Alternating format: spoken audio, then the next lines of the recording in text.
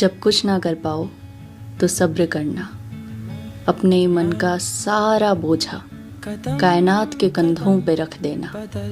जो तुमसे नहीं संभल रहा उसे वक्त संभाल लेगा। तुम अपना ध्यान रखना, तुम्हारे जख्मों का ध्यान वक्त रख लेगा।